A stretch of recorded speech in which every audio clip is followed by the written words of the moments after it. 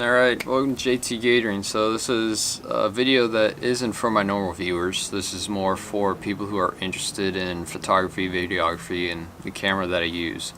So it's a little different, more from the alligator hunting, the fishing, the product reviews, and all that. This does fit into the product reviews, but this is just an overview of my experience with the Canon SL2, the Rebel SL2. And after using it for over a year now. So the whole setup that I use is the Joby mount, right? It's pretty inexpensive. It is expensive, but compared to the expensive tripods and everything like that, it's inexpensive, and it's what I use the most. I use that Rode video mic on top when it's windy. If not, the camera audio suits me just well. Suits me just fine. No issues with the regular audio on the camera. Pretty good because it has the front facing mics, so that was one of the positives why I went with the Canon SL2.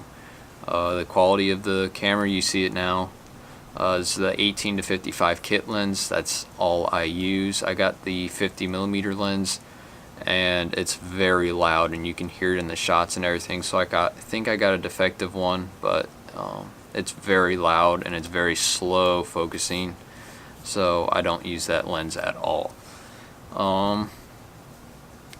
Battery life is good. Sometimes I use the Canon battery, but most of the time I use the aftermarket batteries. They do me just good. Keep the strap on it for stabilizing shots. I put it on my neck and pull against my neck, so to say. You're pressing, and that way you get steadier shots if you need to get those steady shots. I normally keep my ISO on auto, and then I adjust my aperture and adjust the shutter speed. The autofocus, I try to keep it in the center, and I just do the grid. So I keep it in the center, and that's what it focuses on. I don't like it auto picking where the face goes. I just like keeping the center where it needs to, so that way I know whatever I'm filming has to be or close to be in the center. If you know you're going to be moving around a lot and doing faces, then you can put the face track feature on and all that, but I don't mess with that. I just keep in the center of the grid. You're good. The other positive about this SL2 is that you have that fold out screen, so like I'm doing, I can talk to the camera, see myself, and works perfect. Or you can flip it around and see it on that side. It also tilts up and down. Works great just as well. I'll get on my phone here and videotape this, so that way you can see what I see. So as you saw there, it's that's the setup that I'm speaking with. Works pretty good. You tell me how the audio is. You see any of my videos where I'm not on the water, it is most likely this camera. If it's not this, it's either my iPhone or my GoPro. But if I'm on the water, it's my phone or my GoPro. If I'm on dry land and there's no chance of the camera getting messed up, then I'm going to be using the camera. But I'm not comfortable enough or making enough money to have something happen to this camera and be able to replace it. So right now I keep this on dry land, keep it safe, and that's where all the shots are. If you just scroll through the videos and you see that I'm on land and I'm not on the water, it'll be through this camera. So yeah, that was the setup of what I use. If you're interested in any of this stuff, you can go ahead, use the Amazon link down below in the description. You can either visit the JT Gatoring Amazon store, where I just have all these products listed out. It has nice little pictures and the price and everything. Or if you already know what you want, then you can click the Amazon link and go shopping and then purchase. And so that way, using the JT Gatoring links helps support the channel. I do get a small kickback from those links and from the Amazon store that I have put together. Amazon's great at helping out small businesses, and this is one way to help out JT Gatoring without paying any extra money out of your pocket. So if you do it this way, help support JT Gatoring, you don't see any difference in your checkout.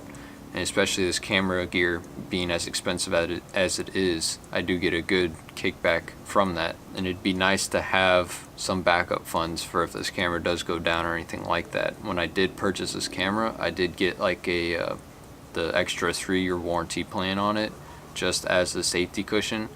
So I would recommend that if you do purchase a camera like this.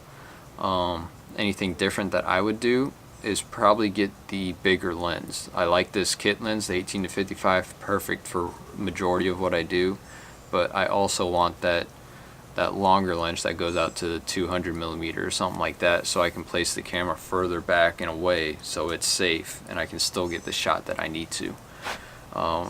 Just like when I was doing the alligator skulls, the camera was a little too close and it kept getting splashed with water as I was pressure washing those skulls. So that is one thing to think about if you're hesitant about this camera. I don't know the waterproofing or anything on it, but it's a camera and I don't want to get it wet. So keeping it out on the water is a little bit hairy. I will have to get a waterproof case for that, but like to store it in, not an actual one to film underwater or anything. But yeah, one thing different that I would do is get a different lens. Now my logic on this is that this camera, the body of it, should last me a very long time, and if it doesn't, then I can always switch the body. But with these camera lenses, I would get the best camera lenses that you could, or that you could afford. I mean, you can spend so much money on camera lenses, but my logic behind it is that this body will get outdated in 2 to 3 years, if not 1 year, and the lenses can always be transferable. They don't upgrade as often.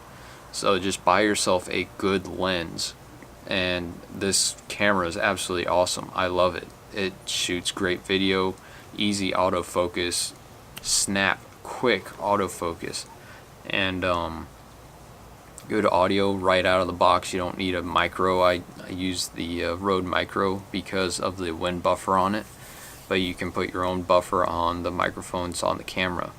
But my advice would be just get the great lenses, and then you can always change out the body or upgrade if you do end up getting more money, or if you need to upgrade your camera body. Just get the kit lenses for now, and then you can buy your better lenses later on. So if you want to help support JT Gatoring, use the links down below in the description. Hopefully I'll see you next time. If you have any questions, feel free to comment below. I respond to all of them, and I'll see you again on JT Gatoring.